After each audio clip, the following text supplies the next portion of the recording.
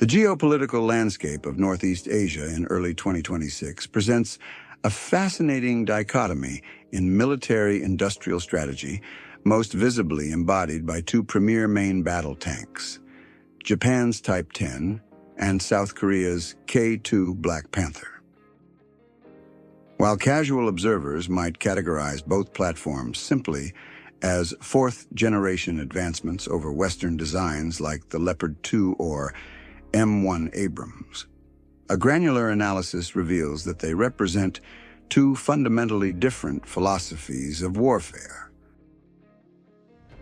The K-2 has evolved into a global export phenomenon, particularly following its massive adoption by Poland to secure NATO's eastern flank, while the Type 10 remains an exclusive, bespoke guardian of the Japanese archipelago. Understanding why these two technological marvels diverged requires looking beyond armor thickness and gun caliber to the very geography and strategic culture that forged them. At the heart of the design philosophy for the Type 10 is a distinctively Japanese engineering constraint: the complex, mountainous, and infrastructure-dense topography of Japan. The Ground Self-Defense Force, or JGSDF, faced a critical logistical nightmare with the predecessor Type 90 tank.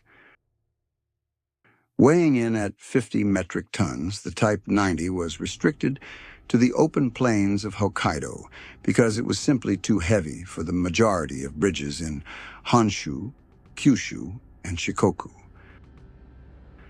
Consequently, the engineers at Mitsubishi Heavy Industries were tasked with what is arguably the most difficult challenge in tank design: increasing protection and firepower while drastically reducing weight. The result is a platform that defies the global trend toward gigantism. While the K-2 Black Panther, fully combat-loaded with reactive armor and active protection systems, approaches the 60 metric ton mark, similar to its Western counterparts intended for continental warfare, the Type 10 maintains a combat weight of approximately 44 to 48 metric tons. This calculated anorexia allows the Type 10 to traverse approximately 84% of Japan's 17,920 bridges, a strategic mobility rate that is vastly superior to the Type 90 or any foreign main battle tank. The K-2, by contrast, is built for the rolling plains of the Korean Peninsula and the flatlands of Central Europe, where heavy armor is prioritized over the ability to cross weight-restricted rural infrastructure. This divergence in weight necessitates a radical difference in defensive architecture. The K-2 relies on composite armor depth and heavy explosive reactive armor blocks, a brute force approach suitable for a vehicle designed to take hits in high-intensity, head-on engagements against North Korean or other hostile armor divisions. The Type 10, conversely, utilizes a modular ceramic composite armor system that is arguably more advanced in its material science, prioritizing specific strength over sheer mass. This modularity allows the Japanese crew to unbolt armor sections to transport the vehicle on commercial trailers, a logistical flexibility that allows rapid redeployment from one end of Japan to the other via public highways, a capability the heavier K-2 lacks. Mechanically, the suspension systems of the two tanks illustrate the difference between a tool designed for export and a tool designed for a specific terrain. The K-2 features an in-arm suspension unit, which allows the tank to kneel, lean, and adjust its ride height. This is a sophisticated feature that aids in hull-down positioning on the hilly Korean border. However, the Type 10 takes this concept to an obsessive level of refinement with an active hydropneumatic suspension. This system does not merely adjust posture, it actively suppresses recoil and chassis vibration in real time.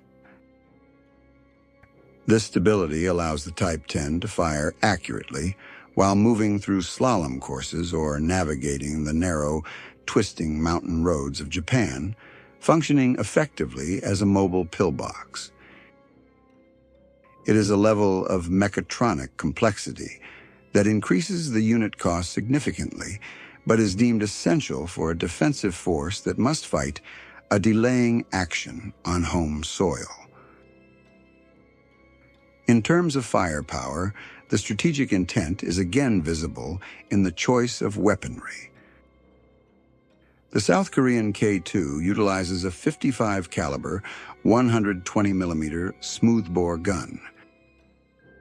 The longer barrel length provides higher muzzle velocity, granting the K2 superior range and armor penetration at distances exceeding 2 or 3 kilometers, which is vital for the long sight lines of continental Europe or the DMZ.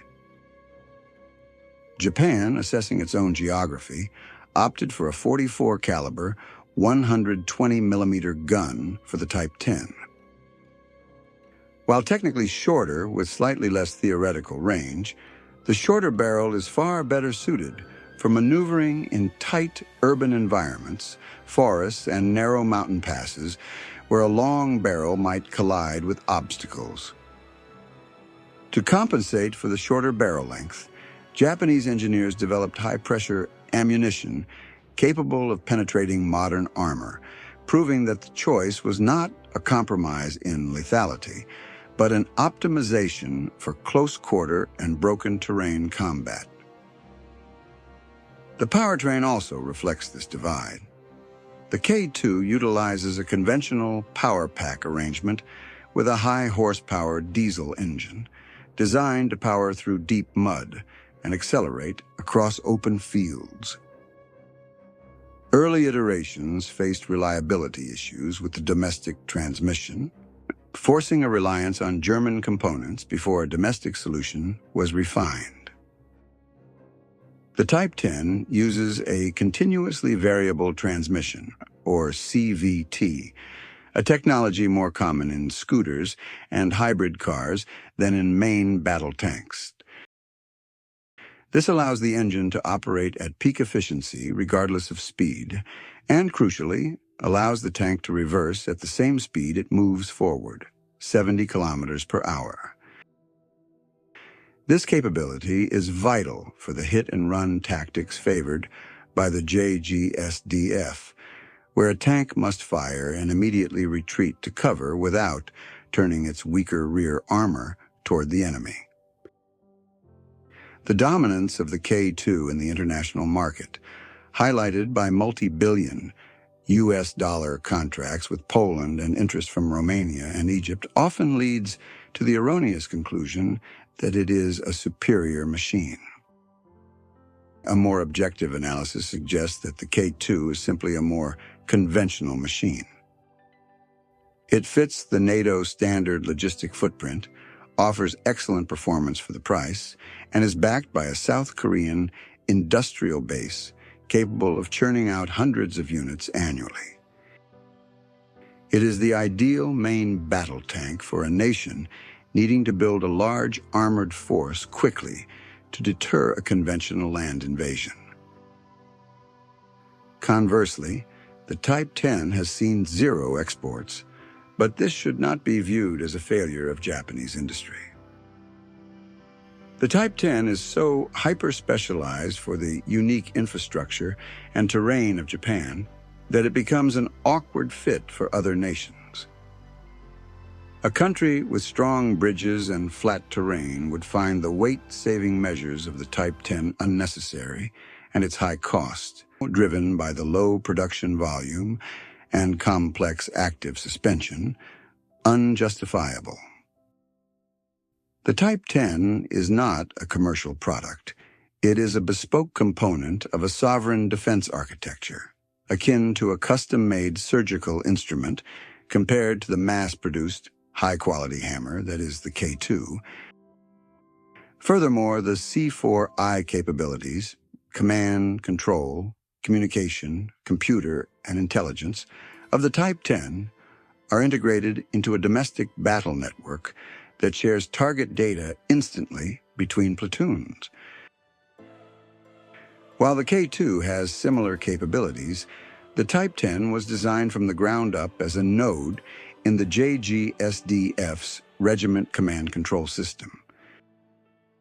This network-centric warfare capability acts as a force multiplier, allowing a smaller number of Japanese tanks to cover a wider area by sharing situational awareness, compensating for the numerical inferiority Japan would likely face in an invasion scenario.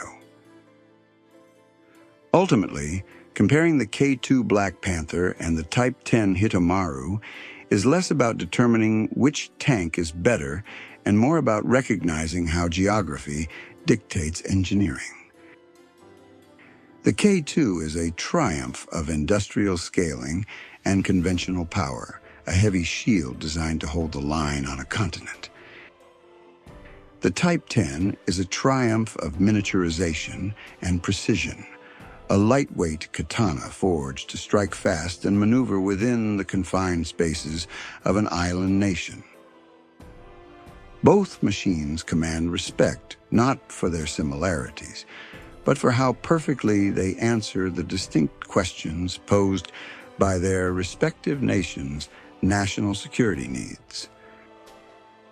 As defense budgets rise across Asia in 2026, these two platforms stand as steel monuments to the distinct strategic cultures of Seoul and Tokyo.